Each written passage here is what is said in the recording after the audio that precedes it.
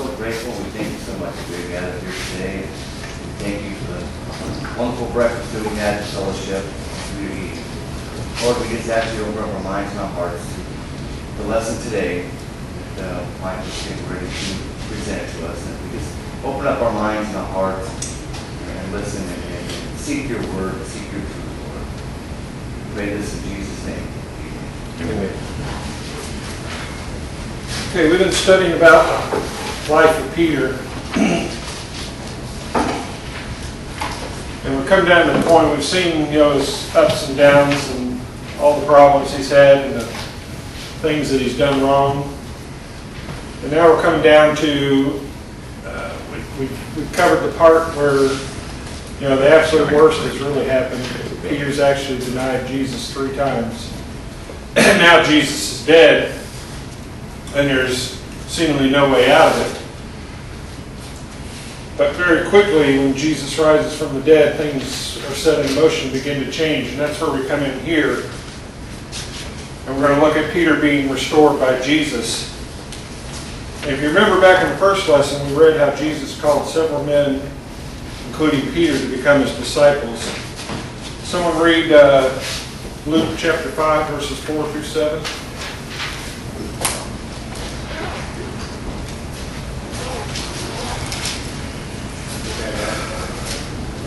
When he had finished speaking, he said to Simon, "Put out into the water and let down your nets for a catch." Is that correct? Yes. Simon answered and said, "Master, we worked hard all night and caught nothing, but I will do as you say and let down the nets." When they had done this, they enclosed a great quantity of fish, and their nets began to break. So they signaled to their partners in the other boat for them to come and help them. And they came and filled both the boats so that they began to sink. Okay, and at the end of this little thing, Jesus says to all the men there, "Follow me and I will make you fishers of men." And the whole point of going back is because now we're going to go to John chapter 21, starting in verse 1. The whole point is going back is because we're going to establish a principle that God uses about having 2 or 3 witnesses. And when we read in John chapter 21, we're going to see Jesus repeat this miracle. Not exactly, but it's going to be the same sort of thing. And there's a reason and purpose behind that. It doesn't just happen because of happenstance. And I'm going to read this section. I'm going to read it from the Living Bible because the Living Bible does it in an interesting way. It reads it in first person, as if you are John telling the story. So, or as if John is telling the story. So, to me, it made it very interesting to read in the first person. So we'll be starting John chapter 21. We're going to read verses 1 through 14. And we're going to stop and ask some questions. Later, Jesus appeared again to the disciples beside the Lake of Galilee. This is how it happened. A group of us were there: Simon Peter, Thomas the twin, Nathanael from Cana in Galilee, my brother James and I, and 2 other disciples. Simon Peter said, "I'm going fishing." "We'll come too," we all said. We did, but caught nothing all night. At dawn, we saw a man standing on the beach, but couldn't see who he was. "Men," Jesus called to them, "you don't have any fish, do you?" "No," they answered. Then he said, "Throw out your net on the right side of the boat, and you'll get plenty of them." So we did, and couldn't draw in the net because of the weight of the fish. There were so many. Then I said to Peter, "It is the Lord." At that, Simon Peter put on his tunic, for he was stripped to the waist, and jumped into the water and swam to shore. The rest of us stayed in the boat and pulled the loaded net to the beach, about 300 feet away. When we got there, we saw that a fire was kindled and fish were frying over it, and there was bread. "Bring some of the fish you've just caught," Jesus said.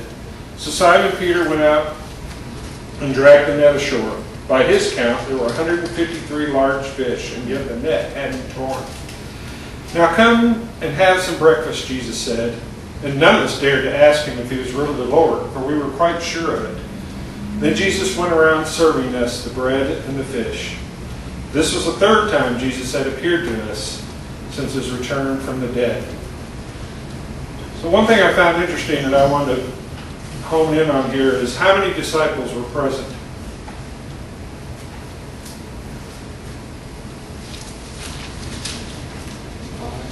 Six. No. Six. Five. Well, I say Nathaniel, and you said that version said twin. Does that mean it's Thomas's twins, Nathaniel? Thomas the twin. That twin? Yeah. So who's Nathaniel? We don't know who Nathaniel is. So 5. 1, 2, 3, 4, 5, 6, 7 is what I got. Anybody else get 7? You got Simon Peter, Thomas the twin, Nathaniel from Canaan, my brother James and I, and 2 other disciples. 7.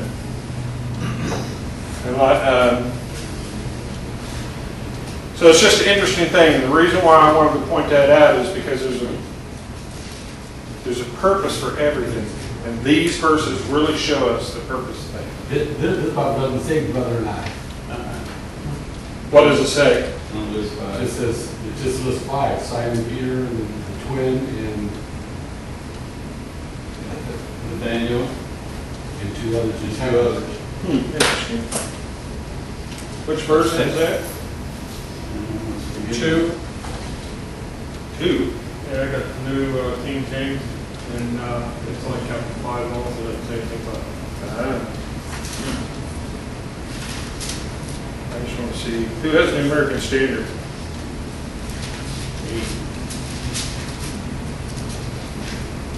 How many does it list there? What's that?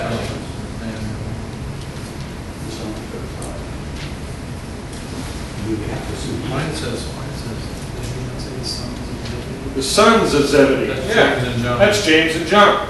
Right. It just spells it out in here. That's why I said the New Living Bible just, Oh, it's in first person. The sons of Zebedee would be James and John. And that in here is James and I. Just before I you is said John. that, I said, no, the sons of Zebedee, don't you see? Yeah, okay. Technically, to answer your question, is 6. Could you ask how many disciples were? Nathaniel and then the side. Nathaniel might be a disciple because there were lots of disciples. After Jesus was raised from the dead, at one time he appeared to over 500 of his disciples at once. So those were out of the original 12. These are not necessarily the original 12. Is that why they distinguish between disciples and apostles? Well, my understanding has always been that the apostles had to have been with Jesus from the beginning, everyone except for Paul. That's when in Acts, in the first chapter of Acts, Peter says, we've lost Judas, we need to get back up to 12, so we need to choose between us. And they drew lots, and Matthias was chosen to fill the 12 up. That's where some people get confused with 2 words, apostles and disciples. When you say apostles, you're talking those 12. Those You 12. say disciples, it could be any believer. So, At one point in the upper room, there was 120 people there gathered. So there was lots of disciples. At one point, Jesus had a huge amount of disciples, and he said some things, and they all left, and he was literally down to 12. But then it grew back up. So after his resurrection, I think it What's was the right terminology then to identify the 12? I say the 12. or the apostles. I would say the apostles. That'd be the It 12. says here, it says disciples. Later, Jesus appeared again to the disciples beside the Lake of Galilee. So You grow up thinking, okay, so I counted 7, and the only reason I'm bringing this up is because it's important. It's important to understand that nothing happens by chance. What might have been Jesus' purpose in recreating this miracle? Why would he go to the trouble of doing this? Even today, scientists If get you, that. I always wondered, they call it exactly 153 fish. I always wonder, what's significance in that? But if you take that, every Hebrew letter has a number assigned to it. And you take 153 and you line up with Hebrew letters, it says I am. I thought that, when I found that out, it shows.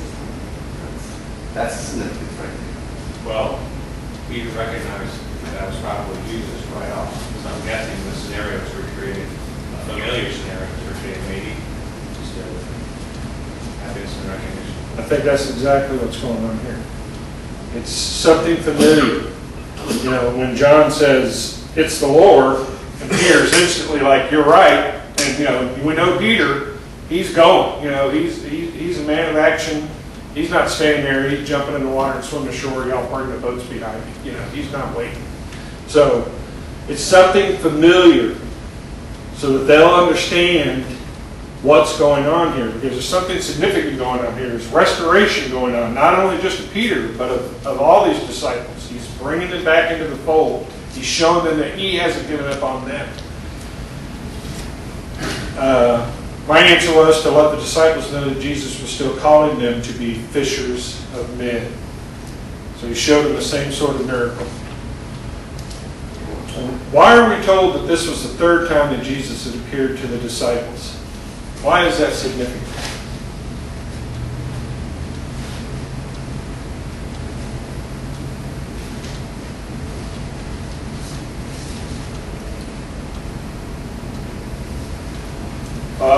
I'll just give you what my answer is, and then we're going to look at this by 2 or 3 witnesses. To establish with certainty that Jesus had risen from the dead.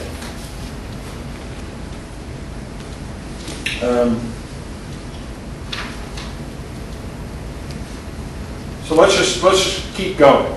That's why I think it was we were specifically told 3 times is that Jesus is establishing by showing up to a group of disciples a 3rd time. He's establishing this principle of 2 or 3 witnesses.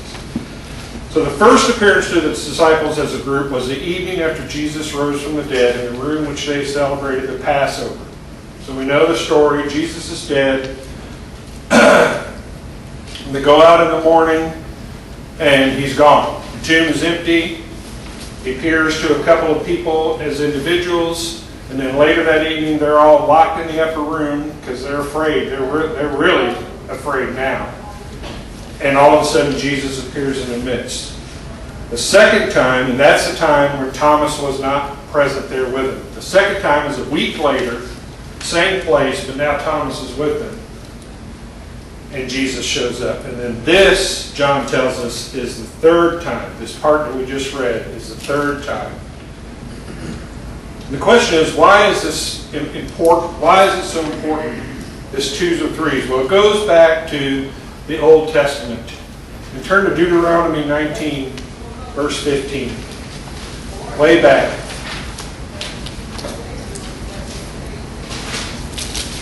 In Deuteronomy is where God provides rules and regulations on how the Israelites were to live. What they were allowed to do, what they weren't allowed to do, what they were could eat and couldn't eat. And he set up a system of laws, and some people look back at those laws and say, oh, how terrible, how horrible. But the problem is there weren't any laws before, so it was pretty much every man for himself.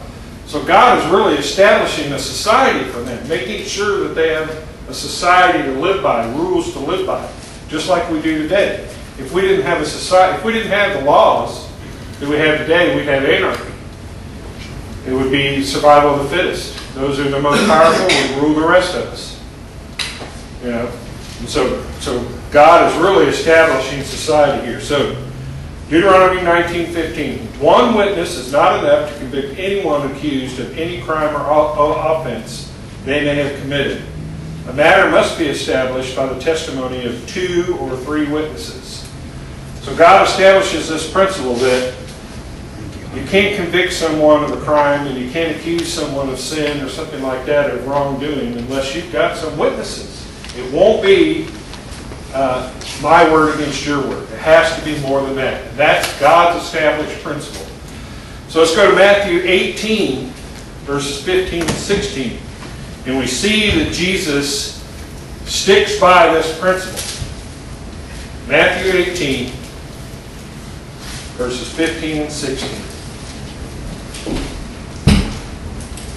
Someone want to read that for us? Matthew 18, verses 15 and 16. If your brother or sister sins, go and point out their fault, just between the two of you.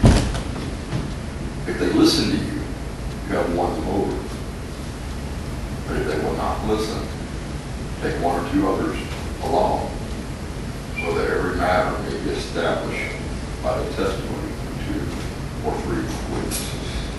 So we see Jesus reaches back, and if you have New American Standard, a big chunk of that is in capital letters, which means it's quoting from the Old Testament, and it's quoting from Deuteronomy 19:15. So Jesus establishes that this is still God's standard. This is the standard that he's going to use, that by 2 or 3 witnesses. So now we're starting to see why it was important for John to tell us that this was the 3rd time that Jesus had appeared to a group of disciples. It's being established that this is a fact.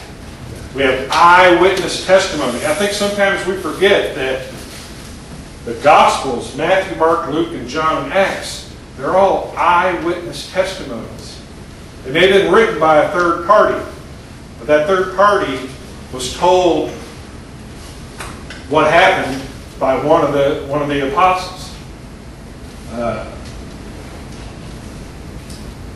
So these are all eyewitness testimonies, and sometimes I think we forget that fact.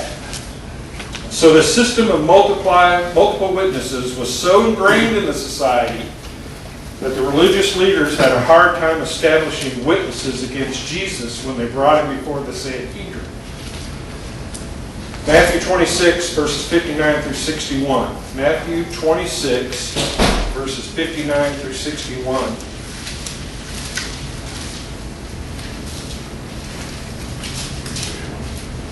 (59 through 61).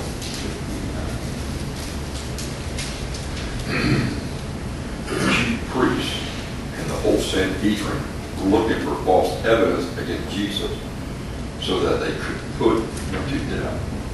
But they did not find any, though many false witnesses came forward. Finally, 2 came forward and declared, "This fellow said, I am able to destroy the temple of God and rebuild it in 3 days." Then the high priest stood up and said to Jesus, "Are you not going to answer? What is this testimony that these men are bringing against you?" But Jesus remained silent. No, that's all right. Let me stop right there. So we see that they start bringing in witnesses, and they can't find 2 or 3 witnesses that tell a story good enough that they'll accept it. They're looking for a lie. They don't care. They want anybody to come up and tell them a story. But this 2 or 3 witnesses is so ingrained in them that they can't find anybody. And it doesn't tell us how long, but it says, finally, but at last 2 false witnesses came forward. So now they finally had something to hang their hat on, so to speak. We got 2 witnesses that corroborated. But it's interesting, Mark 14:59 tells us, yet even their testimony did not agree. So even those 2 weren't perfectly in accordance, but it was close enough for the Sanhedrin, because I imagine they were probably getting sick and tired of not being able to come up with something. And I had the thought that this must have vexed Satan greatly. I mean, you just think, he's got Jesus right where he wants him. And these bullheaded Pharisees and the leaders of the Jews won't just accept any old lie. They got to have their 2 or 3 witnesses. And yet, even with people being able to falsely testify against him, they couldn't even lie about Jesus consistently enough to get past his 2 or 3 witnesses. So they finally just find 2 guys, the story's close enough, and they say, okay, they're the ones. And he read farther, and what happens is exactly what, they finally go to Jesus to get try to trap him and get him to say something. At that point, he wouldn't say anything, forcing him to use You it. think that's why you remained silent, because they were false? Yeah, Yeah. I think he was forcing them to have to use false witnesses. And then if you keep reading though, he finally gives them what they want. And that's when they say farther down it says, we have no need of any witnesses. We've got what he just said. You heard it. Everyone in here heard it. So we can see how God has established a system to determine the truth. The system is based on the testimony of 2 or 3 witnesses. In the first case, Jesus has established that he has truly been raised from death to life by appearing 3 times to the disciples. In the second case, Jesus has reestablished his relationship with his disciples by repeating the miracle of the fish, a second witness, if you will, that he has not abandoned them. And it's important that we understand that he has not, the whole point of this miracle of the fish is to show the disciples that Jesus hasn't given up on them. So let's go back to John chapter 21. John chapter 21, verses 15 through 17. Now we're getting down to the crux of Peter being restored. John 21, verses 15 through 17. After breakfast, Jesus asked Simon Peter, "Simon, son of John, do you love me more than these?" "Yes, Lord," Peter replied. "You know I love you." "Then feed my lambs," Jesus told him. Jesus repeated the question, "Simon, son of John, do you love me?" "Yes, Lord," Peter said. "You know I love you." "Then take care of my sheep," Jesus said. A third time he asked him, "Simon, son of John, do you love me?" Peter was hurt that Jesus asked the question a third time. He said, "Lord, you know everything. You know that I love you." Jesus said, "Then feed my sheep." Why did Jesus ask 3 times if Peter loved him? Peter denied it. Make sure he loved me, so he could trust me. Remember that Peter denied Jesus 3 times. Right. And I think Jesus is reestablishing that connection with Peter. And he's doing it in front of a crowd. Remember, they told us how many disciples were there? And what is ultimately going to happen is these disciples become witnesses that Peter was restored. So that everybody else would know, hey, this is what transpired between Jesus and Peter. And these are significant things. And Jesus asking him 3 times if he loves him. By using the principle of by 2 or 3 witnesses, Jesus restores Peter in the front of the other disciples. They would in turn be witnesses to Peter's restoration. So he's using that 2 or 3 witnesses again. See? He asked him 3 times. The disciples are there to see it. He has an abundance of disciples. He has way more than 3 witnesses. How many times did Peter tell Jesus that he loved him?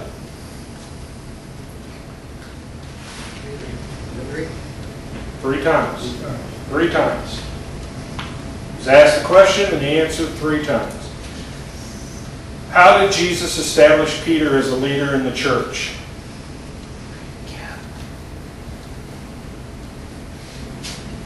They said 10 my children. 'Tend my sheep. 3 times. 3 times. Jesus asked Peter if he loves him. Peter responds, "Yes, I do love you." Jesus tells him, "Take care of the flock." And I think he was establishing Peter as a leader of the church. Right there. He was showing all the other disciples so that they could be witnesses that Peter was to take care of the flock. He was going to be a leader in the church. So what is the point of studying this episode by the Sea of Galilee between Jesus and the disciples? What can we learn from it? One thing I learned was just how much Jesus loves us, even when we are being unlovable. He knew that they were all going to desert him. He even told them in advance. Remember back we read Mark 14, 27 through 28. On the way, Jesus told them, "All of you will desert me, for the scriptures say, God will strike the shepherd, and the shepherd will be scattered. But after I'm raised from the dead, I will go ahead of you to Galilee and meet you there." So Jesus makes a promise to them before all of this transpires that he will meet them in Galilee. And what have we just read? We read it where he met them in Galilee and started restoring them right then and there. So we see that this wasn't just something that just happened. It was planned. It was thought out. Christ was not just moving through history and taking things as they came. He had a plan. He wasn't going to let go of these men. And we're going to see here in a second, if these men would not let go of Jesus, then he would restore them. And that's exactly what he says to Peter. So how does that apply to us? Likewise, God's not there for us too, even when we stumble, but He's going to restore us and bring us back into a kind of a sense. I always look at this account as, if you think that you've screwed up or you've sinned one too many times, or that's it, God's not ever going to forgive me for that one. I can always look at Peter, who had not like us, I mean, he was right there with Jesus, one-on-one, that type of one-on-one relationship. But he denied it 3 times, and the 3rd time he cursed about it, and Jesus still restored every time that he did that. And a great Steve Camp song about that. So one could almost say that, well, Peter was able to get through all that. That certainly means that I could probably get through that. Yeah, it should really bring us great hope. That no matter how far we drop, Jesus isn't the one abandoning us. He's ready and willing to step right in and restore us back. But we have to be willing to be restored. And we have to be willing to answer the question. And we're going to see here in a second, in Luke 22:31 through 32, this is where, once again, before the fact, Jesus says, Simon, Simon, Satan has asked to sift each of you like wheat, but I have pleaded in prayer for you, Simon, that your faith should not fail. So when you have repented and turned to me again, strengthen your brothers. So before it ever even happened, before Peter fell, Jesus was warning him. You're going to fall, but once you have fallen, if you'll repent and turn back to me again, then I'll be there. And he was. It was a promise that he kept. He was there in Galilee. Peter was ready to be restored. I think Peter leaped out of that boat because he was desperate to get a relationship with Jesus again. And I also find it interesting in there that Jesus served all of them. You know, the setting to be on the seaside or the beachside or lakeside with Jesus, with the fire going and the bread. And then when they brought the fish, well, did those fish have scales? Did they clean those fish? Regardless. But that intimacy, that man cave time. I mean, you invite me to the beach, you're gonna have fish. You're gonna have fish on the beach. Man, that couldn't leave an impression on me. How sweet was that? You know, no telling the pool or whatever, but just being outside instead of just saying, standing up, okay, let's go into town. That time together, you know, by the water, preparing that fresh fish, like I said, just gutting it, cleaning it, whatever, just throwing it on there with him. What a bond. Right. I mean, I would love to invite me to the beach, then have a fry, a fish thing. Man, that's gonna leave an impression on you forever, all over that. Yeah. So I just thought that'd be real sweet that they had that man cave time together by the water. And they brought that fish to me. Like I said, you know, the little details about it. Yeah. Yeah. I'm sure they were quick and efficient at cleaning fish. So I'm sure that didn't take very long. And then what did it say, something about some bread or some biscuits? Right, they had some bread. Jesus already had Where'd that come from? But anyway, the fact that all that was put together, and him there, if I'm catching this right, he was there whilst Jesus built that fire. I mean, obviously there was a fire, you know, so there was some preparation there. You know, that's pretty awesome. That'd be something I would always remember, like, wow, we had fish on the beach, on fire, bread, caught the fish right there, brought it right there, you know, that's pretty sweet. Yeah. And it shows something else. It's interesting you point out that it's all prepared. It shows there once again that, you know, this didn't just happen. Jesus prepared. He had to gather wood to have a fire. If you read closely, it says he already had some fish on there. He had some bread. I mean, he had prepared to be there where they were at to restore them. And the same thing can happen to each one of us. Jesus is always out in front of us. He's there, ready, and willing to restore us if we need to be restored. And to me, that's the beauty of this whole thing. By seeing that he told them all of these things in advance. You know, go ahead. Well, I was just going to state that first of all, that Jesus already knew their hearts. He knew where they were at and how they were thinking. And the fact that he was already praying on their behalf, on his behalf, that he knew what was going to take place. And the same thing he does for us today when we're praying. He speaks on our behalf and to help us to go through those trials and incur our lives. It was pretty impressive. He didn't wait until afterwards. He was already in it before we even entered the testing. And sometimes I think we have to think, sometimes in our mind, we think that Jesus is nowhere around until we get in trouble. And then we call out. He's like a superhero. You know, we call out for Superman or Batman or whatever it is, and they show up. But what this is showing us is that Jesus is already there. He's already prepared. He's ready to help you. He's not been caught off guard. He's not been surprised. Oh my gosh, I can't, what happened to Harvey? I don't understand. This shouldn't have happened to Harvey. Jesus isn't caught off guard, and I think that's what this is showing us. Because he told us in advance here in Mark and Luke. He tells them in advance what's going to happen, what he's going to do, how it's all going to play out. Now they had to be willing to do their part.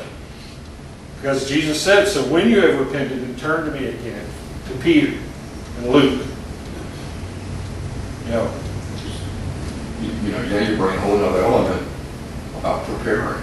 It's like, we're going to put this on this morning. Prepare for this breakfast. It's a lot of work. It's a lot of work. You know, preparing. So much. I didn't think that through about Jesus, but you know, where we got the bread, however that would put together. Just prepared all this ahead of time. That's a lot. That's a lot of work. That's a lot. Preparing for a group of people. it shows how That's a much, lot of love. That's a lot of love. That's right. It shows how much you care. It shows, you know, you see that in the breakfast that's provided here this morning, and that's what they saw. They saw Jesus' love for them because he was prepared and he was there for them. I take it as a second meaning too. I mean, Jesus had already provided for them, you know, on the shore. He was already ready for them, and then he multiplied it. I kind of take it as like the feeding of the 5,000 as well. You know, there was already something there, but you know, he multiplied it. He was already prepared for them and ready, and he'd already given them provisions, and now there's blessing beyond that. But at the same time, it's on the already the call back to service. It's like Jesus was wanting to know it's not over. You know, come back to me and serve me, continue doing what you've done before. You know, we're not done yet. Right. Now, since you brought that up, check this out. They just dawned on me. A miracle, like the fish. Well, actually, now that I'm thinking about this, could that miracle been less work? Boom, breaking fish and passing out bread was a miracle versus preparing. Preparing, you know, the preparing seemed like it took more work, more time, more energy, more thought to put that together versus that miracle was instantaneous, spontaneous. Food for thought. The time of preparation versus the miracle was instantaneous. Seemed like that miracle was easy, just per se versus preparing. You know. The question to ask is, what did it do for creating Peter through all he went through, by what he's gone through, and what did it do to his character it helped them later on in life. And we can't forget that Stephen brings up a good point. Jesus multiplied the fish. And how did he multiply the fish that he already had? He told the disciples, cast your net on the right side of the boat. What did they have to do? They had to cast the net on the right side of the boat. The fish didn't just jump into the boat, because that's not what Jesus said to do. He gave them something to do, and they obeyed. And because they obeyed, then there was multiplied in abundance. 153 fish. And they were astonished because the net had broken. And there were so many fish there. So there's this component of Jesus is there, and he's prepared. He loves us so much. He's already out in front of us. But he's told us what to do. He's told us how to live. Right here. And what we have to do is we have to follow it. And if we'll follow it, if we'll do what he says, then he'll open the windows of heaven and he'll rain down blessings on us to an abundance of overflowing that we can't possibly even understand. And that doesn't necessarily mean material goods, because we're not taking those with us. So what's the point of building those up? God's greatest blessings are joy, peace, love, faith, hope. Those kind of things. And of all of those, love is the greatest, because love is the one that endures forever. Will never go away. And why can love never go away? Because God is love. So, Another element is just out of when I left Carolina. Of course, I'm not Jesus, so the person didn't listen to me. But the fact that he said, he asked them to do a certain thing. And if I ask anybody something, they're like, well, you know, I know better, man. They're not going to give us a fisherman. You're going to tell a fisherman, throw your net, they can look at it. I mean, very well, where are you coming from? You know, the fact that you ask somebody to do something, half the time they don't follow through with what you ask them to do. Just the fact, now of course he is who he is. Would they had listened to that, have just been one of their brothers, they catch it on the other side, they argue, said, hey, what are you talking about? And again, just the fact that when he told them to do something, they did it. Versus, I can't get anybody, I tell somebody something, and they say they'll do it, they don't do it. It's just the fact that they followed through and did what he asked them to do.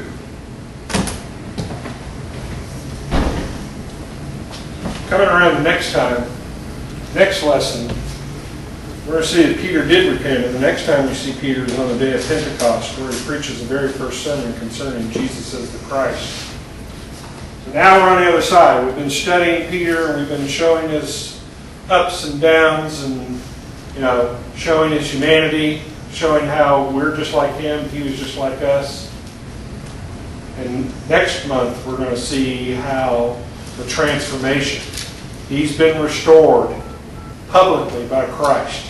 There's multiple witnesses to attest to the fact that Jesus restored Peter back.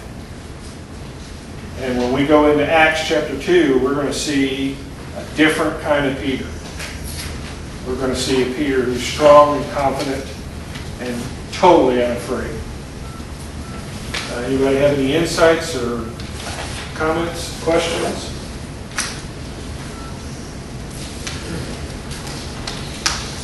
Harvey, would you like to close us with prayer? Sure. Thank you. Dear Lord God and Heavenly Father, praise you that you've given us this day. We thank you, Lord, for your holy written word and the time that we spend looking through it for insights that enrich our lives, and that we see how it affected the lives of the disciples. So, Lord, may we take these things that we have learned today, write them on our hearts and our minds, and share them with the rest of the world. For I ask this in Jesus' name. Amen.